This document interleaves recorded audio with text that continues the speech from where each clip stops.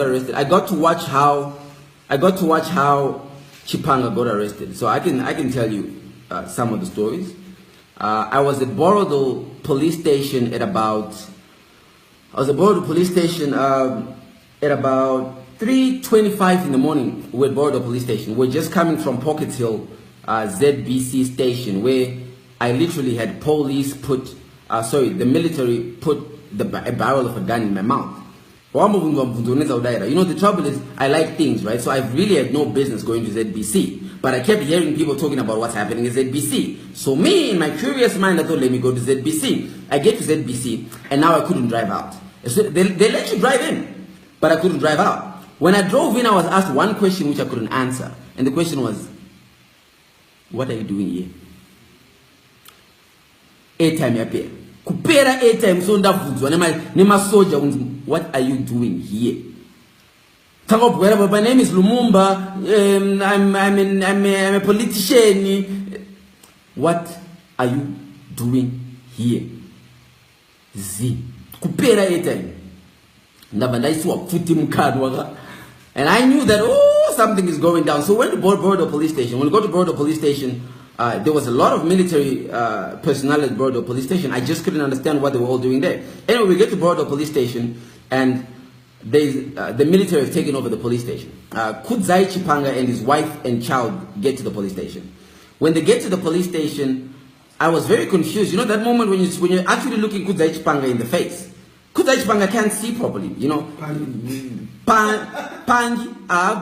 You can't see, like physically you can't see, he's cross-eyed, but mentally you also can't see. You know, people, Zimbabweans, there's just some people who can't see.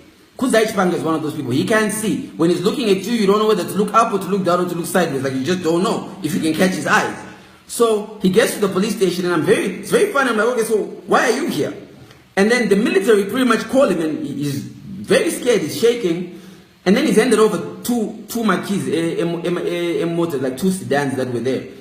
And when he's handed over these keys, the one military guy says, and I'm not for boots. Now, the reason why he was there, I got to understand, is the police. So pretty much Chihuri had conspired. Chihuri is the head of the police. He had conspired that what's going to happen is the police are going to take over, and the police will get rid of the military. That thing that guys like to do when they're talking to girls, or that thing that girls like to do when they're talking to guys, tell, lie. So, that wasn't to be the case. Kudzai Chipanga was not wearing his military gear. I think he had forgotten that. You know, he had said he wants to die. Kudzai Chipanga said he wants to die for Robert Mugabe. I mean, do you understand the madness of this guy? He said, I am willing to die for Robert Mugabe. And then guess what? His chance came. He asked, how many people have dreams and passions, and the dreams come to life?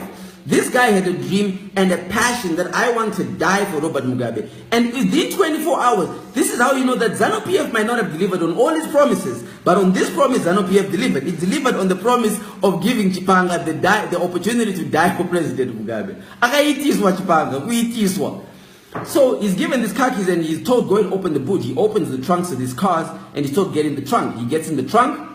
And his wife wants to get in the trunk with him. They told, no, the wife, go and open your own trunk. So the wife gets in her own trunk. He gets in his own trunk. I mean, really barbaric stuff if you ask me. But hey, you say you want to fight the guys, right? On your maxi. On your maxi. On your maxi, so jarapata gunman. On your maxi, okakama. Akakama Kudzai Chipanga soga. Kuzai, Chirumucha Wayveregaja. I know you don't know English, but you were saying you would jamba and the junta. You were announcing your passion for Jambanja with Junta. Now Junta wants Jambanja with you. Hey, Robasa. So they put him in the trunk, and they pretty much keep him there until we left, and we must have left after 4. Yeah, so that's kind of the end of the Chipanga story. But then I heard, so since you guys were also talking in grapevines, in my grapevine I heard, Anza Shikama Chipanga ku KG6, Kumasoja, Anza Garis wa pass man Chipanga. When Chipanga was now seated, they said, oh, Chipanga, remember that speech you read, Chipanga? Why don't you read it for us? The soldiers, you know, the soldiers also don't really understand English. So they're like, Chipanga, can you read that speech for us? Can you read it for us? Just a little bit. Just, in fact, read one particular part for us. Read one particular part. The part where you particularly said, you are prepared to defend Mugabe and you are going to fight us. So Chipanga gets the letter out. And he told, read Chipanga, read Mr. Chipanga, Commander, General, let a guy write read your mess, your jokes, your funnies. Because Chipanga forgot to say he was joking when he was doing that banana fall on you.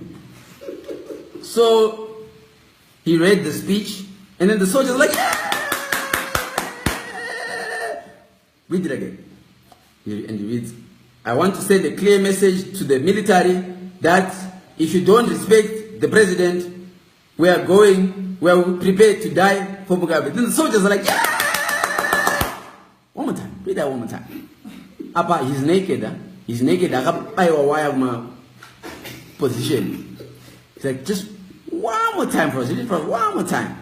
So I heard that's what happened. But anyway, I don't mean to over-exhaust or be redundant on the matter.